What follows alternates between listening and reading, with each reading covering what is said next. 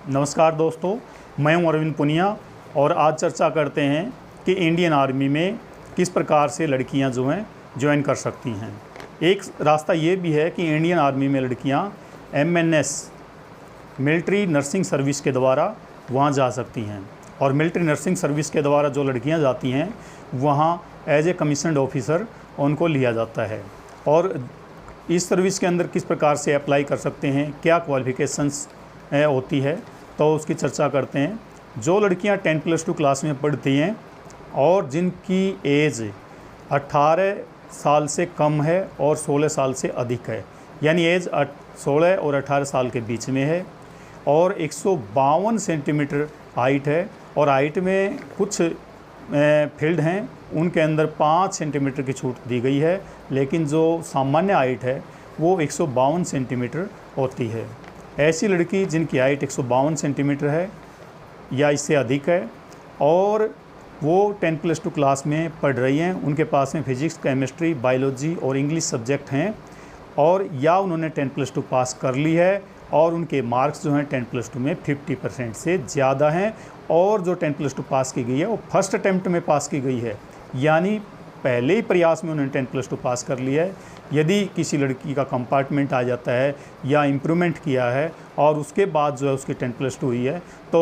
वो जो है वैलिड नहीं है। तो इस प्रकार से ऐसी लड़कियां जो पहले प्रयास में 10+2 पास कर चुकी हैं या 10+2 के अंदर अभी पढ़ रही हैं और अभी उन्होंने 10+2 के एग्ज़ाम देने हैं, या फिर जो है वो अभी उनका रिज़ल्ट जो है वेटिंग में है, रिज़ल्ट नहीं आया है, वो इसके लिए एप्लीकेबल हैं। लेकिन जब उनका रिज़ल्ट आ जाता है तो उस रिज़ल्ट की कॉपी जो है वहाँ देनी होती है और उस रिज़ल्ट के अंदर उनको 50% मार्क्स लेने होते हैं, वो भी फर्स्ट अटैम्प्ट के अंदर।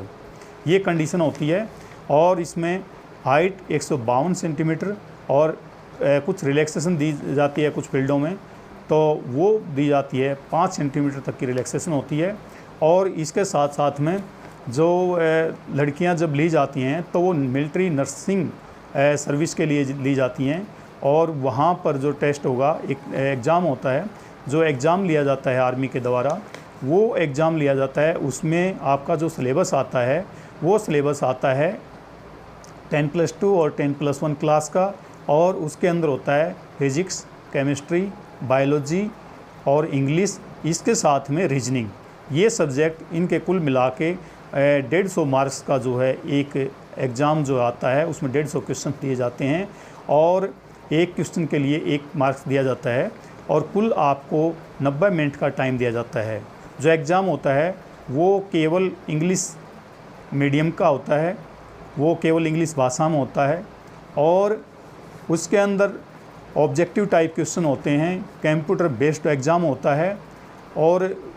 उसमें कोई भी नेगेटिव मार्किंग नहीं होती। जब आप रिटन एग्ज़ाम क्वालिफाई कर लेते हैं तो रिटन एग्ज़ाम क्वालिफाई करने के बाद आपको या तो शॉर्ट सर्विस कमीशन में या परमानेंट सर्विस कमीशन के अंदर जो है वहाँ आर्मी में लिया जाता है। लेकिन जब आप वहाँ शॉर्ट सर्विस कमीशन के अंदर या परमानेंट सर्विस कमीशन के अंदर सेलेक्ट किए जाते हो तो क्या होता है शॉर्ट सर्विस कमीशन और परमानेंट सर्विस कमीशन आर्मी में। तो ये देखिए कि आर्मी में जो पोस्टें हैं वो 2 टाइप की हैं। एक जो परमानेंट सर्विस कमीशन के अंदर जो पोस्टें हैं, जिनकी पोस्टिंग होती है वो परमानेंटली वहाँ पर रहते हैं, उनकी जो सेवानिवृत्ति है जब तक वो रिटायर नहीं होते हैं तब तक जो है जॉब करते हैं। लेकिन जो शॉर्ट सर्विस कमीशन है, शॉर्ट सर्विस कमीशन में ये जो लिए जाते हैं उनको 10 साल के लिए लिया जाता है, और 10 साल के बाद उनको जॉब छोड़नी होती है, या फिर चाहें तो उसको 4 ईयर एक्सटेंशन भी मिल जाता है, 4 साल और भी मिल जाते हैं अपनी जॉब करने के लिए। लेकिन उसमें क्या होता है, या तो वो 10 साल के अंदर परमानेंट सर्विस कमीशन के अंदर आ जाएं, और यदि ऐसा नहीं है तो उनके पास में ये रास्ता है कि जॉब छोड़ दें, और यदि ऐसा नहीं है तो वो 4 साल का एक्सटेंशन पीरियड ले करके वहाँ एक्सटेंशन ले सकते हैं और वहाँ 4 साल और जॉब कर सकते हैं। फिर उसके बाद में उसको जॉब छोड़नी होती है, और जब कैंडिडेट खुद चाहता है 4 साल के टाइम पीरियड में एक्सटेंशन के टाइम पीरियड में यदि कोई चाहता है कि मुझे जॉब नहीं करनी है तो उस टाइम पीरियड में कभी भी जॉब छोड़ के वो वापस आ सकता है। ये कंडीशन होती हैं 2 कि एक परमानेंट जो सर्विस कमीशन होता है और एक जो शॉर्ट सर्विस कमीशन होता है उसमें डिफरेंस है। तो इस प्रकार से जो लड़कियां नर्सिंग सर्विस के लिए ली जाती हैं मिलिट्री के अंदर, वो दोनों कमीशंस के अंदर ली जाती हैं। उसमें शॉर्ट सर्विस कमीशन भी मिल सकता है और परमानेंट सर्विस कमीशन भी मिल सकता है। अब उसके बाद में क्या होता है, जब आपका सिलेक्शन किस बेस पर होता है, पहले रिटन एग्ज़ाम होता है। रिटन एग्ज़ाम होने के बाद आपसे जो है आपकी फ़िज़िकल फ़िटनेस देखी जाती है और फिज़िकल फ़िटनेस और जितनी भी आपका मेडिकल जो हो जाता है वो, और उसके साथ में आपका इंटरव्यू लिया जाता है और इंटरव्यू के भी मार्क्स दिए जाते हैं। यहाँ जो रिटन एग्ज़ाम के मार्क्स और इंटरव्यू के मार्क्स दोनों जो मार्क्स जोड़ दिए जाते हैं उनके बेस पर जो है एक मेरिट लिस्ट तैयार होती है और उस मेरिट लिस्ट के आधार पर जो है आपका सिलेक्शन होता है। जो सिलेक्टेड कैंडिडेट होते हैं, जो लड़कियां जिनका सिलेक्शन हो जाता है आर्मी के अंदर, तो आर्मी के जो आर्मी मेडिकल कोर्स है उसके द्वारा जो मेडिकल डिपार्टमेंट है वहाँ मेडिकल हॉस्पिटल्स के अंदर जो है आपको एडमिशन दिया जाता है और आपकी 4 ईयर जो बैचलर डिग्री है नर्सिंग के अंदर वो करवाई जाती है, यानी बीएससी नर्सिंग जो है आपकी वहाँ कंप्लीट करवाई जाती है। जब आपकी बीएससी नर्सिंग कंप्लीट हो जाती है तो उस कंप्लीशन के बाद क्या होता है कि आपको आर्मी के अंदर एज ए कमीशन्ड ऑफिसर, वैसे तो आप एक कमीशन्ड ऑफिसर होते हैं, वहाँ एक लेफ्टिनेंट की पोस्ट दी जाती है आपको, लेकिन आपका जो काम होता है वो मेडिकल में नर्सिंग सर्विस का ही काम होता है। वहाँ आपको मेडिकल में नर्सिंग काम करना होता है, लेकिन आपकी जो पोस्ट रहती है वो लेफ्टिनेंट की पोस्ट होती है। और जब लेफ्टिनेंट की पोस्ट के ऊपर 2 साल रिकॉनेबल आप में कमीशन पूरा कर लेते हो तो उसके बाद आपको कैप्टन बना दिया जाता है, और जब 6 साल की रिकॉनेबल सर्विस पूरी कर लेते हो तो उसके बाद आपको मेजर बना दिया जाता है, और यदि 13 साल की रिकॉनेबल कमीशन जो आप पूरा कर लेते हो तो उस टाइम पर आपको लेफ्टिनेंट कर्नल जो है वहाँ बना दिया जाता है। तो इस प्रकार से जो है ये एक प्रोसेस है और किस प्रकार से आप जो है वहाँ प्रमोटेड किए जाते हैं। इसके साथ साथ में जब आप लेफ्टिनेंट कर्नल बन जाते हैं तो लेफ्टिनेंट कर्नल के बाद जो प्रमोशन होता है कर्नल का, तो कर्नल का प्रमोशन लेने के लिए आपको जो प्रमोशन बेस है उसके ऊपर और जो आर्मी के रूल हैं वो फॉलो करते हुए प्रमोशन मिलता है। इस प्रकार से आप ऊपर जनरल तक जा सकते हैं। लेकिन सबसे बड़ी बात यह है कि यदि आप शॉर्ट सर्विस कमीशन में हैं तो आपको 10 साल बाद में हटना पड़ता है, और यदि आप 10 साल के बाद नहीं हटना चाहते हैं, जॉब नहीं छोड़ना चाहते हैं, तो आप वहाँ 4 ईयर एक्सटेंशन ले सकते हैं, 4 साल और जॉब कर सकते हैं, और 4 साल जॉब करने के बाद जो है छोड़ सकते हैं, या फिर आप ट्राई करके वहाँ परमानेंट सर्विस कमीशन के अंदर आ सकते हैं, जिससे कि आप एक लंबे टाइम पीरियड तक रिटायरमेंट तक जो है जॉब कर सकते हैं। आर्मी के अंदर जब तक आप चाहे शॉर्ट सर्विस कमीशन में हो, तो उस टाइम जब भी आप आर्मी के अंदर रहते हो, तो जब तक आप आर्मी में हो तब तक आपको सभी वो फैसिलिटी जो सुविधाएं दी जाती हैं जो दूसरे ऑफिसरों को जो है दी जाती हैं, सेम फैसिलिटी आपकी मिलती हैं, वहाँ कोई अंतर नहीं होता है। लेकिन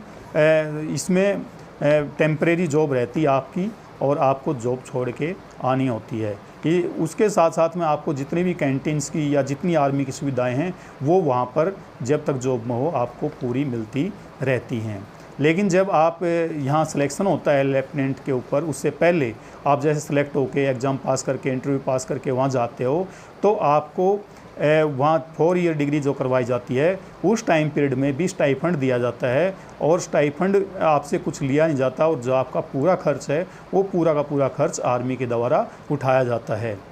आर्मी जो है उसके साथ में आपको एक स्टाइफंड देती है। 4 ईयर कंप्लीशन के बाद जो है आपको जो 7th पे कमीशन है, 7th पे कमीशन के अंदर जो लेवल 10 है, लेवल 10 के ऊपर जो है आपकी पोस्टिंग की जाती है, यानी वहाँ आप एक ऑफिसर स्केल के अंदर वहाँ जॉब कर पाते हैं। लेफ्टिनेंट जो है वहाँ एक मतलब कमीशन्ड ऑफिसर होते हैं, वहाँ उसके ऊपर आप लेवल 10 के ऊपर, यानी जो लेवल 10 है उसकी बेसिक जो होती है 56,100 रुपये, और उसके साथ में जो वहाँ आर्मी के अंदर अलाउंसेज जो होते हैं वो मिलके एक बहुत अच्छी सैलरी जो है बन जाती है। तो इस प्रकार से आप उन लड़कियों के लिए काफ़ी बेनिफिशियल है जो लड़कियां आर्मी के अंदर देश सेवा कार्य करना चाहती हैं, और जो आगे की पढ़ाई का खर्च नहीं उठा सकती हैं उनके लिए तो और भी अच्छा है, क्योंकि 10+2 के बाद में वो सिलेक्ट हो जाती हैं। उनके बाद उनको एक अच्छा स्टाइफंड मिलता है, और स्टाइफंड मिलने के साथ साथ में वो जो हैं आर्मी में एक ऑफिसर के रूप में भी काम करती हैं। और उसके बाद में जब वो कंप्लीट अपने बीएससी कर लेते हैं, तो बीएससी कंप्लीट होने के बाद वो जो है मेडिकल हॉस्पिटल में नर्सिंग का काम करती हैं, लेकिन पोस्ट उनकी आर्मी की लेफ्टिनेंट से शुरू होती है। तो ये था कि किस प्रकार जो है प्रोसेस है लड़कियों का मिलिट्री नर्सिंग सर्विस के अंदर जाने के लिए। और इसके साथ साथ में और भी ऑप्शन हैं लड़कियों के जो आर्मी के अंदर जाने के हैं, लेकिन ये एक ऑप्शन हमने बताया है। आज सिर्फ एमएनएस के बारे में हम बता रहे हैं। और इसमें ऐसी लड़कियां जो मैं आर्मी में मतलब मेडिकल उसके अंदर जाना चाहती हैं, मेडिकल मतलब क्रॉप्स में जाना चाहती हैं, उनके लिए बहुत ही अच्छा अवसर है ये मिलिट्री नर्सिंग सर्विस का। तो इसके साथ साथ में हम जो हैं ऐसी वीडियो हर फील्ड की, चाहे स्टेट गवर्नमेंट है, चाहे सेंट्रल गवर्नमेंट है, चाहे वो प्राइवेट सेक्टर है, हर सेक्टर की जो है वीडियो यहाँ भेजते रहते हैं। यहाँ करियर काउंसलिंग की क्लास जो है इसके अंदर आपको ऐसी जानकारियाँ मिलती रहती हैं। तो इसलिए इनको आप इस चैनल को आप सब्सक्राइब कीजिए, इसको शेयर कीजिए ताकि अधिक से अधिक लोगों को इसकी जानकारी मिल सके, इसका लाभ मिल सके। और इसको लाइक कीजिए ताकि आपके लाइक से हमारा मनोबल बढ़ता है, और जब हमारा मनोबल बढ़ता है तो नई नई वीडियो लेकर के आपके पास आएंगे।